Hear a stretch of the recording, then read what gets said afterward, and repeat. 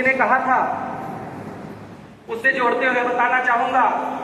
साहब कांशीराम ने कहा था कि जिस समाज की गैर राजनीतिक जड़ें मजबूत नहीं होंगी वो समाज कभी राजनीति में सफल नहीं हो सकता है। साथियों, ये गैर राजनीतिक मंच है।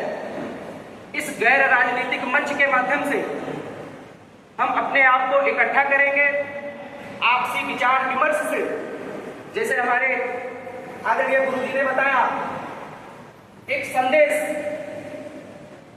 एक नया संदेश हमको सुनने को मिलेगा और नया संदेश अगर हम सुनेंगे तो उसको प्रचारित करेंगे और वो संदेश घर घर जाएगा और वो संदेश हमको एकता के सूत्र में बांधेगा। और जब हम एकत्रित हो जाएंगे, इकट्ठा हो जाएंगे, हमारे अंदर ताकत आ जाएगी तो हम लोग कुछ भी कर सकते हैं। आगे आप लोग समझदार। दोस्तों,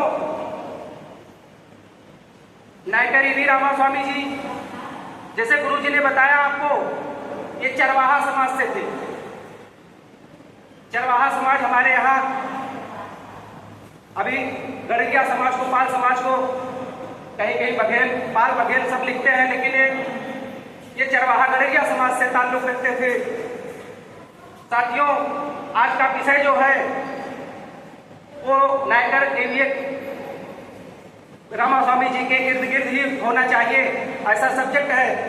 इसलिए कोशिश करूंगा कि इन महापुरुषों के आसपास ही हम लोग बातें करें और समझने और समझाने का प्रयास करें।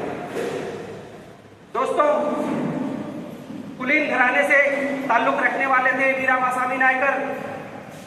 इनके पुरखे व्यवसायी थे और इनका अच्छा खासा व्यवसाय था।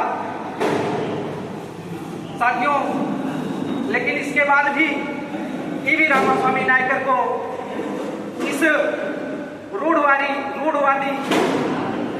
और इस जो संकट भरी व्यवस्था थी उसका कहीं पर सामना करना पड़ा। और जब उनको सामना करना पड़ा तो उनको ये एहसास हुआ कि ये जो रूढ़ वाली व्यवस्था है इससे इस समाज का, इस देश का बहुत बड़ा नुकसान हो रहा है और इसको बदलने का कुछ प्रयास करना चाहिए। साथियों, परिवार से इनके विचार भिन्न थे। यद्यपि कि इनका परिवार व्यवसायी था, इनके परिवार के लोग तमाम समाज में अच्छे काम करते थे। उस समय कोई खुदवाना, रोड के किनारे घर बनवाना, आने जाने वालों के लिए खाने पीने की व्यवस्था करना, तथापि इनके परिवार में लगातार जारी था। लेकिन उनसे उस व्यवस्था से डॉक्टर नायकर ईवी रामास्वामी जी बहुत संतुष्ट नहीं थे। उनको और कुछ करने की जरूरत थी, उनके दिमाग में और कुछ बातें थी। साथियों, मैं आपको बताना चाहूंगा, एक घटना इनके साथ घटी और उस घटना ने नायकर ईवी रामास्वामी नायकर को पूरी तरह से बदल के रख दिया। और इतना बदल के रख दिया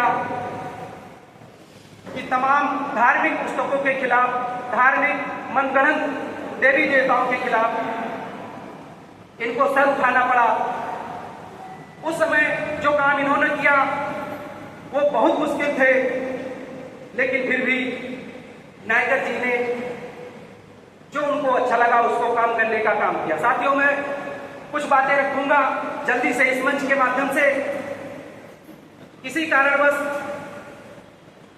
या कुछ सोच करके इनको धर्म की नगरी काशी में इनको लगा कि मुझे काशी जाना चाहिए। काशी से इनको लगा कि काशी में, बनारस जिसको हम लोग कहते हैं, ये यहाँ पर आए और यहाँ पर जो है लोगों को जागरूक करने के लिए छोटे छोटे मंच के माध्यम से अपने विचार लोगों को बताना शुरू किया। साथियों, उस समय काशी धर्म का बहुत बड़ा केंद्र बिंदु था। कुछ ऐसा घटनाक्रम हुआ, एक कोई बहुत बड़ा धर्मशाला था, सराय था। चूंकि ये दक्षिण के रहने वाले थे तो दक्षिण के नाम पर वो सराय था, वो धर्मशाला था। कई दिनों से इनका व्याख्यान चल रहा था, कहीं घूमते थे, इधर उधर टहल रहे थे और भूखे प्यासे थे। इनको लगा कि जब हमारे दक्षिण के नाम पर ही ये धर्मशाला है तो चल करके वहीं कुछ जलपान किया जाए, भोजन ग्रहण किया जाए। वहां जाकर के देखते हैं तो काशी में एक खास वर्ग के लोगों के लिए ही वो धर्मशाला थी। उसमें खान पान की व्यवस्था और उसमें रहने का काम उस खास वर्ग के लोगों के द्वारा के लिए ही था। वहां इन्होंने देखा तो उनको ताज्जुब हुआ कि ये तो दक्षिण से ज्यादा यहाँ पर ये व्यवस्था और यहाँ पर लोग जकड़े हुए हैं। चूंकि इनको भूख लगी थी, कई दिनों से भूखे थे, इनको लगा कि जो खास वर्ग के लोगों की व्यवस्था थी उसी खास वर्ग के का वेशभूषा की विचारधारा को लेकर के दाढ़ी मूछ कपड़े वगैरह सब बना करके इन्होंने सोचा किसी तरह से चल करके वहां भोजन किया जाए, प्राण बचे, फिर इसके बाद काम किया जाएगा। साथियों वहां गए तो नकली और असली में वहां के जो नौकर थे, जो वहां के गेटमैन थे, उनको एहसास हो गया कि ये नकली आदमी है। इनकी मूंछों से, इनके एक्टिविटी, शरीर के बनावट से या हाव भाव से पता चला कि नहीं ये नकली आदमी है। उनको वहां से भगाया गया। भगाया ही नहीं गया दोस्तों, उनको धक्के मार के निकाला गया। जब धक्के मार के निकाल दिया गया और ये 6-7 दिनों से, हफ्तों भर से भूखे थे, तो इनको लगा कि अब प्राण बचने वाले नहीं है। साथियों ताज्जुब होगा आप लोगों को जान करके, जहां पर उस सराय और धर्मशाला के भोजन के उपरांत जो जूठे बर्तन बाहर निकाले गए थे, उनमें से बचे हुए खाने को अपने प्राण बचाने के लिए इन्होंने खाना शुरू किया। उसी बगल में तमाम कुत्ते घूमते थे, वो भी खाते थे, चील कौवे तमाम जानवर खाते थे। और इनको प्राण बचाने की अपनी आफत आई थी, इनको भी वही जूठन खाना खाना पड़ा। इसके बाद इनको ये एहसास हुआ कि इस देश के जो रहनुमा है, इस देश को जो चलाने वाले गलत लोग हैं, अगर हम जैसे इनके जैसे कुलीन परिवार के लोगों को ऐसी व्यवस्था, ऐसा जो है परिणाम झेलना पड़ रहा है, तो इस देश के तमाम गरीब शोषित समाज के लोगों को कितना मुश्किल से इस जीवन में, इस देश में रहना पड़ा होगा, उसका इन्होंने भरपूर एहसास किया। और इसके बाद इन्होंने इस देश में एक नया परिवर्तन लाने के लिए कसम खाई और उठ खड़े हुए और चलते चलते विचारों के माध्यम से टीम बनानी शुरू की।